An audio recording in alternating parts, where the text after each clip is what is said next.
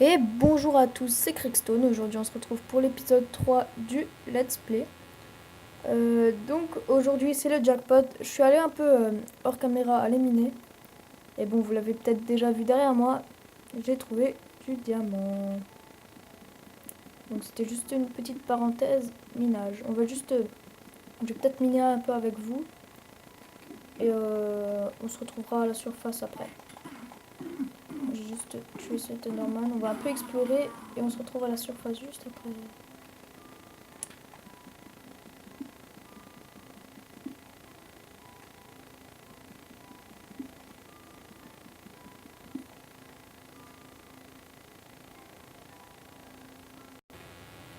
Donc en fait, non, on va pas se retrouver tout de suite à la surface parce que j'ai une petite surprise pour vous.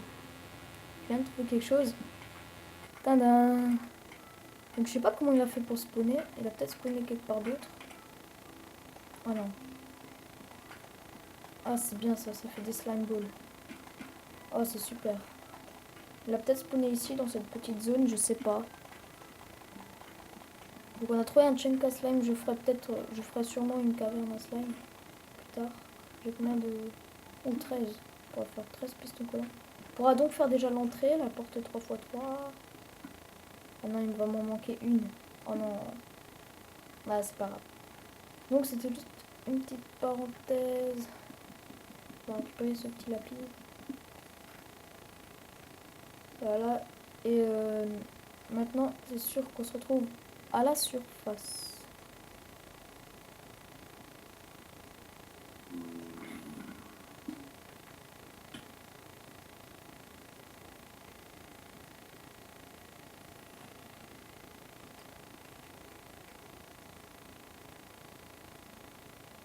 Ah bah non, pas de coupure.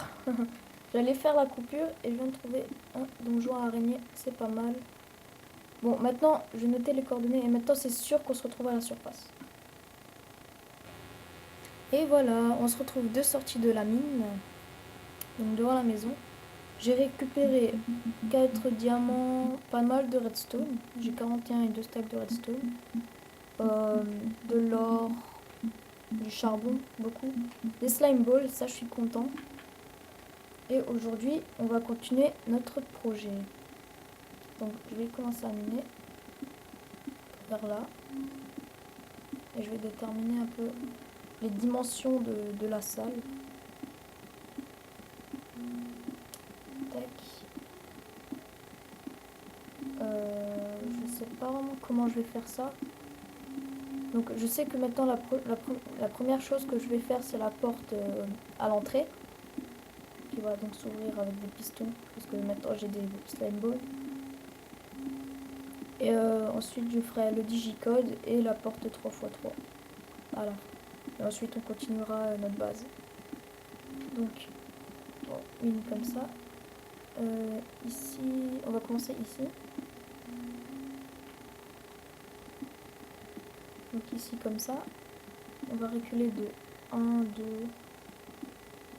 2, 3, 4, 5, 6. Donc il y aura une, deux, comme ça. Un poteau, une, deux. Un poteau et ici il y aura le digicode.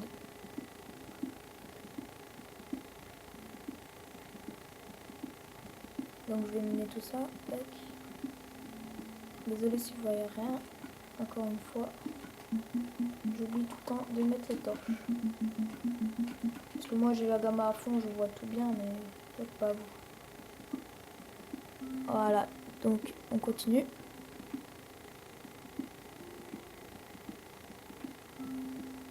Bon, je suis assez content là, je suis mort aucune fois dans ce LP. Je suis assez fière de moi. Parce que normalement j'abandonne dès que je meurs. Mais bon, je suis pas encore mort. Tac. Je vais mettre des torches encore ici. Bon, vous savez quoi, donc là ça fait 1, 2, 3, 1, 2, 3, 4, 5, 6, 7 de largeur. Et on va mettre en longueur, on va mettre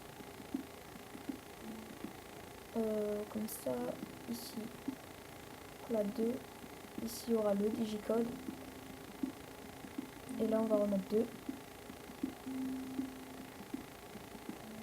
donc 2, un décalage de 1 en diagonale,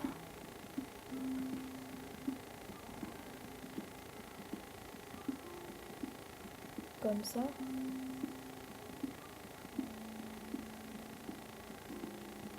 Voilà, ça on va miner comme ceci. J'ai prévu une pioche.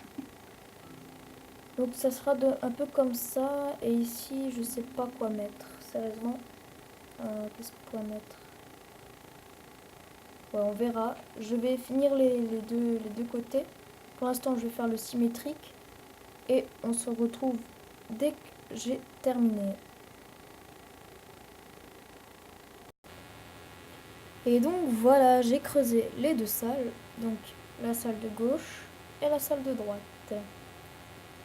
Normalement c'est le symétrique, si je ne me trompe pas. Là il y a des minerais, j'ai pas encore pris.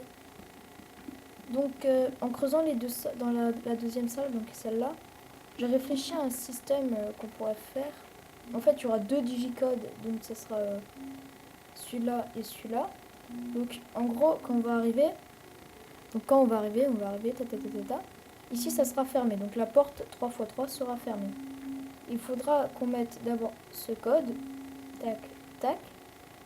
Ici, il y aura des lampes de redstone qui vont s'allumer. Donc ça veut dire que ce code est validé. Et ensuite, il faudra aller vers l'autre, rentrer l'autre. Et ensuite, les lampes seront allumées.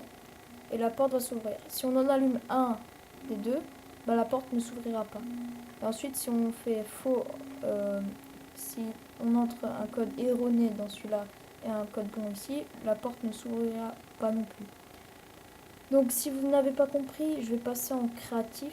Donc je vais passer en créatif, pas sur ce monde, hein, sur un autre monde, et je vais vous montrer le système. Et donc voilà, on se retrouve en créatif, sur une map toute plate, hein, y a rien.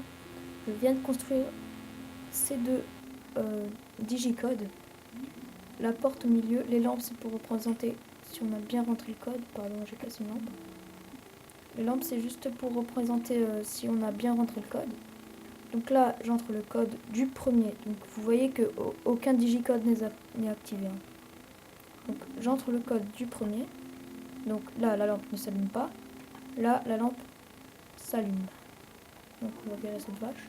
Et la porte ne s'ouvre pas car il y a une lampe éteinte. On rentre le code du deuxième digicode. La lampe ne s'allume pas. On appuie sur le deuxième bouton. Elle s'allume et la porte s'ouvre. Donc c'est à peu près ce système.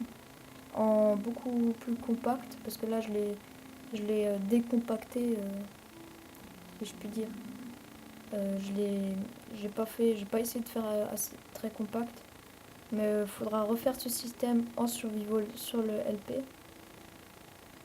Donc c'est juste deux digicodes reliés par une porte E à la fin. Donc une porte E c'est ceci, voilà,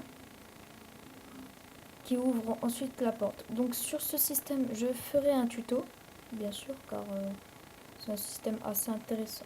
C'est un système intéressant, donc qui pourrait en aider quelques-uns sur des serveurs pour cacher leur base et tout ça. Et donc je ferai un tuto. Si vous voulez l'avoir vite, vous me le disiez dans les commentaires. Comme ça, de toute façon c'est très simple. Ensuite, on peut choisir combien de chiffres on veut. Hein. Ça, c'est pas un problème. On peut aussi faire à 9 boutons. Là, j'en ai fait que à 4, c'est plus simple.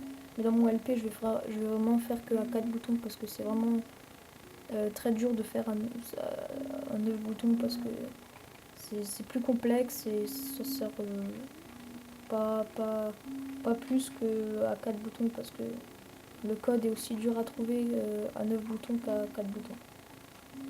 Donc voilà, c'est tout. On se retrouve sur le LP. Allez. On se retrouve sur la map survie. Sur le LP. Et donc on se retrouve sur le LP. Voilà. Juste enlever ça parce que ça me turlupine de voir des minerais comme ça devant moi.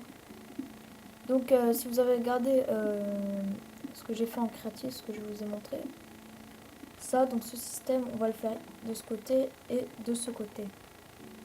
Là, donc derrière, il faudra faire une grande salle. Ça va être assez long. Donc il y en a un où je ferai avec vous et un où je ferai hors caméra parce que c'est très très long à faire en survie. Et voilà, pour le prochain épisode, en hors caméra, je ferai la salle déjà. Je ferai la salle derrière en hors caméra. Avec vous, je ferai le système de ce côté. Et de l'autre côté, donc ici, je ferai tout hors caméra, donc la salle et le système. On fait la porte et ensemble, tellement c'est très simple. Dans l'épisode, dans un épisode prochain, on fera la porte 3x3.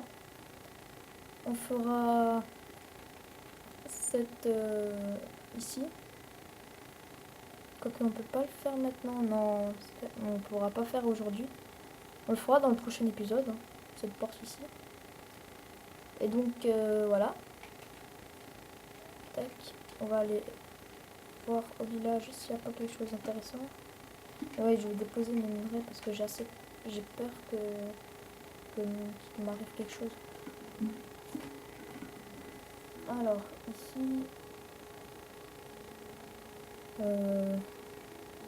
ouais, je vais juste créer un coffre pour les minerais. Tac.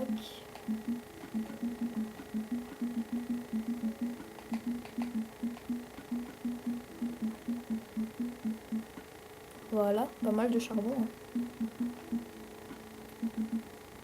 De l'or, du fer, du lapis lazuli, encore du fer, de l'or, des boules de slime, ça c'est important. Et sinon c'est tout. Ouais, c'est tout. Bon ben on se retrouve dans le prochain épisode, hein, dans l'épisode 4. Donc voilà. Aujourd'hui on a eu pas mal de chance de trouver les diamants. Voilà. Il y a 2 villages, je l'avais même pas remarqué. Allez. Bye bye.